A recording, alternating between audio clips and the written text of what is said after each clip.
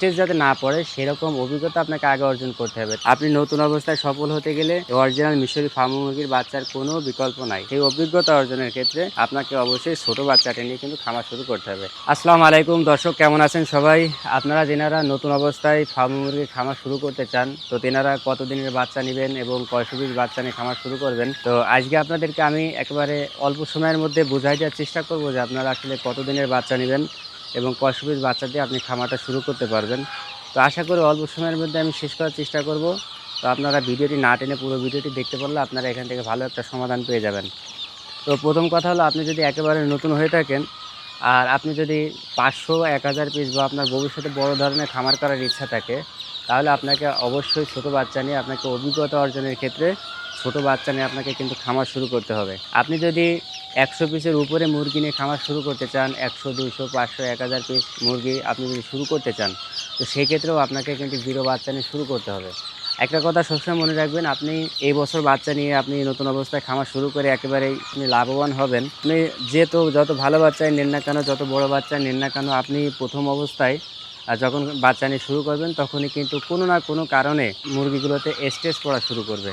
তো স্ট্রেস পড়লেই তো তখন দেখবেন যে মুরগিগুলো সেখান থেকে চাপ খাওয়ার কারণে মুরগিগুলো আর ভালো প্রোডাকশন দেয় না। তো কাজেই আপনি একেবারে যখন নতুন হবেন তখন যেহেতু স্ট্রেস পড়বে, আপনি যখন নতুন অবস্থায় খামার করবেন আপনার এই স্ট্রেস যাতে না পড়ে সেরকম অভিজ্ঞতা আপনাকে আগে অর্জন করতে হবে। তাহলে এখন বিষয়টা কিন্তু আপনারা বুঝতে পারছেন যে আগে আপনাকে কিছুটা অভিজ্ঞতা অর্জন করতে হবে, যার জন্য 1 থেকে 2 বছর বা 2 থেকে 5 চালান আপনাকে ছোট বাচ্চা নিয়ে মুরগিটা বারেবার পালন করতে হবে। বারেবার পালন করার ক্ষেত্রে আপনার যে অভিজ্ঞতা তৈরি হবে সেই অভিজ্ঞতার আলোকে কিন্তু আপনি পরবর্তীতে একটানা মুরগিকে কোনো স্টেজ না রেখে আপনি কিন্তু মুরগিকে ডিমের জন্য উপযুক্ত করতে পারবেন। তার থেকে কিন্তু আপনি কিন্তু ভালো রেজাল্ট পাবেন। তো নতুন অবস্থায় আপনারা মনে করেন যে আপনারা চাই একটু বড় বাচ্চা নেবেন, একটু বড় বাচ্চা নিলে তো আপনার জন্য ভালো হয়।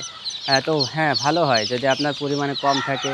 আর যদি আপনি মনে করেন যে আমার জীবনে শেষবার বা আপনি আর কোনো খামার করতে চান না, আপনার ভবিষ্যতে বড় কোনো পরিকল্পনা নাই, যেমন আপনি 200 পিস নিলেন শেখার জন্য, আপনি ভবিষ্যতে 500-1000 করবেন, এরকম যদি চিন্তা ভাবনা আপনার টোটালি না থাকে, তাহলে আপনি একটু বড় বাচ্চা অবশ্যই নিতে পারেন। যদি তাও হয় 100 বা 200 পিসের মধ্যে, সেটা হতে পারে। কিন্তু আমি বলছি যিনারা 500-1000 পিস বড় ধরনের খামার করার ভবিষ্যতে পরিকল্পনা আছে, তো তিনাদের আগে উচিত হলো আপনারা ছোট বাচ্চাটা নিয়ে আগে অভিজ্ঞতা অর্জন করা। তো যার কারণে আপনাদেরকে অবশ্যই ছোট বাচ্চাটা নিতে হবে। তো এইটি ছিল মূল বিষয়। আশা করি আপনারা বুঝতে পারছেন। তো যেনারা একেবারে নতুন অবস্থায় 500 বা 1000 পিস খামার ভবিষ্যতে করতে চান, তো সেই অভিজ্ঞতা অর্জনের ক্ষেত্রে আপনাকে অবশ্যই ছোট বাচ্চাটা নিয়ে কিন্তু খামার শুরু করতে হবে। আমার এখানে যে বাচ্চাটা দেখতেছেন এটি হলো অরিজিনাল মিশরি ফার্ম মুরগি বাচ্চা। আপনাকে একই সাথে অরিজিনাল বাচ্চাটা নিতে হবে। বর্তমান সময়ে আপনারা অন্য অনেক ভিডিও দেখে থাকেন, তো সব ভিডিওর মধ্যেই কিন্তু দেখবেন যে সেখানে সোনালি বাচ্চা এবং অন্যান্য বাচ্চা কিন্তু পুরো মিক্স করা থাকে। তো সেটা কিন্তু অরিজিনাল বাচ্চা না। আমার হাতে যে বাচ্চাগুলো দেখতেছেন সম্পূর্ণ এ গ্রেডের বাচ্চা এবং অরিজিনাল মিশরি ফার্ম মুরগির বাচ্চা। আপনি নতুন অবস্থায় সফল হতে গেলে অরিজিনাল মিশরি ফার্ম মুরগির বাচ্চার কোনো বিকল্প নাই। এইভাবে নিয়ে আপনাকে সঠিক একটা গাইডলাইন নিয়ে আপনাকে কিন্তু খামার শুরু করতে হবে। তো এইভাবে যদি আপনি করতে পারেন, আপনি নতুন অবস্থায় কিন্তু আশা করা যায় আপনি আল্লাহর রহমতে সফল হবেন। তো এই বিষয়টি কিন্তু নিশ্চিতভাবে বলা যায়। ফার্ম মুরগি সম্পর্কে আপনারা যদি আমাদের চ্যানেলে সবসময় যুক্ত থাকেন, আমি আশা করি ফার্ম মুরগি সম্পর্কে আপনার যত বিষয় জানা প্রয়োজন, সরকারি এবং বাণিজ্যিক সকল বিষয় আমি আপনাদের সঙ্গে প্রতিনিয়ত শেয়ার করি।